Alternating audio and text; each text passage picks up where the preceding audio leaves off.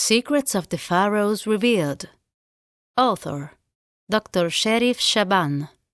Publisher Harmakis Edizioni. All right reserved. Narrating voice Valentina Ferraro. This book is written by one of my students, Sherif Shaban. He witnessed all my great discoveries concerning the Great Pyramid, Queen Hatshepsut, and the Golden Boy, Tutankhamun. Sherif is taking us in a journey to the most exciting secrets of the pharaohs. He wrote in this book the story of the Queen Hatshepsut. I will never forget when I began to look for her missing mummy.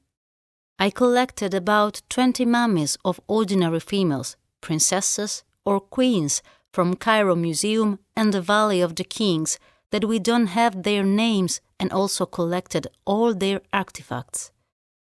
One of these objects was the canopic wooden box that contains the liver of the Queen Hatshepsut and has her name written on the box. It was found inside the cache of the mummies at Deir el-Bahari. We scanned all the mummies. Then, one night, I asked Shaimaa Elsayed, my assistant, to bring this box. I put it under the CT scan and found near the liver a part of the stomach and one tooth. Then we began to look at the teeth of all the mummies that we scanned and found a gap in the mummy that found in KV60. That gap was a perfect place for this tooth. We scanned the mummy and found that Queen Hatshepsut died on the age of 55, and she was obese and suffered of diabetes and died because of cancer. This interesting book contains many great stories of the secrets of many famous monuments and kings of ancient Egypt. I do encourage everyone to read this book. Zahi Hawass. The ancient Egyptian civilization was, and still is, one of the most amazing civilizations of mankind that has astonished everyone who has passed through it through all ages, since its sun shone on the face of the earth and up to the present day.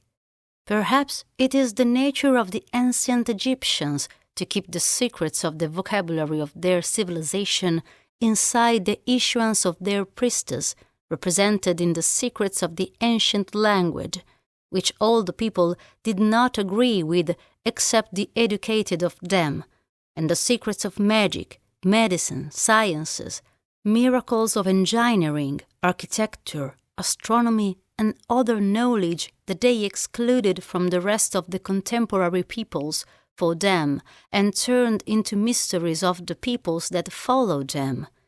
That nature that led many historians and travelers to address the scales of civilization with an eye of ignorance and another of hatred, so they derived a lot of their information through myths and legends that do not reflect the reality of the Egyptian character, the Egyptian morals, nor the Egyptian history and civilization.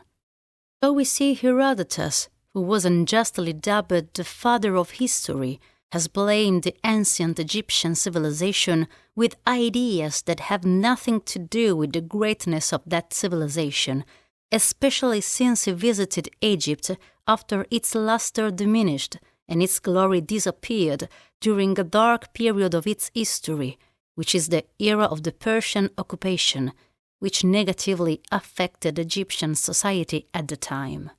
And these allow visitors brought about them what disgraces them and denigrates the importance of their civilization until he claimed in what he wrote about them that they were primitive people who worshipped crocodiles, cows, and cats, and stayed in their home to do weaving work, in a clear denial of the ingenuity of the ancient Egyptian in building temples and pyramids and carving huge statues, and belittling the role of Egyptian woman.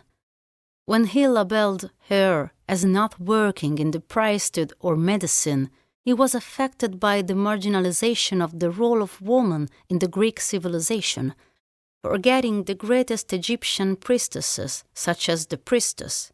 She was chosen from the fifth family, and the most skilled Egyptian female doctors, such as Dr. Bashid, from the fourth family, and he relied in reading his encyclopedia, which amounted to 9 parts, devoted to Egypt, the second part, on talks, priestess, and ordinary individuals whose relationship with the details of the glory of civilization has been cut off by thousands of years. He added to it from his personal impressions and considered them a scientific reference. This distorted picture and the deceptive accounts published by Herodotus and other ignorant and deceptive people have been repeated by people for hundreds of years, and it is truly unfortunate that some scholars and researchers today believe such lies and consider them as their sources. And here is Bellini the Elder, one of the most important and greatest of the Roman geographers, mocking the vocabulary of the ancient Egyptian civilization and underestimating the greatness of its architecture, which is not repeated compared to the Roman pragmatic architecture that does not carry any measure of spirituality like its ancient Egyptian counterpart. His ignorance of the ancient Egyptian belief made him not aware of the importance of the pyramids of kings and their statues and inscriptions, and its value in the ancient Egyptian conscience. This book comes as a serious and sincere attempt to expose the falsehood and refute the myths that affected the ancient Egyptian civilization and its perspective, relying on modern scientific research methods and historical, and the ancient Egyptian history deserves a lot of study, research, and scrutiny, as our civilization is the longest in history that brought out to humanity various arts, sciences, literature, and values. With the development of research elements, which unfortunately turned into information and facts firmly in the consciousness of the public and some specialists, both inside and outside Egypt, and to correct some misconception and put them in their right pararchaeological sources. The methods used have become more scientific.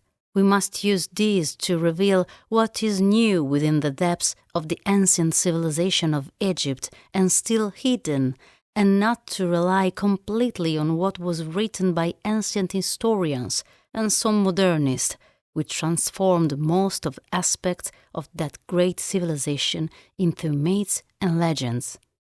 I would like to thank Mrs Libby Bergstorm for revising the book and my friend Mahmoud Mustafa Abo-Zaid for his help in translating this book, and Shaimaa Elsayed for his efforts in designing and layout.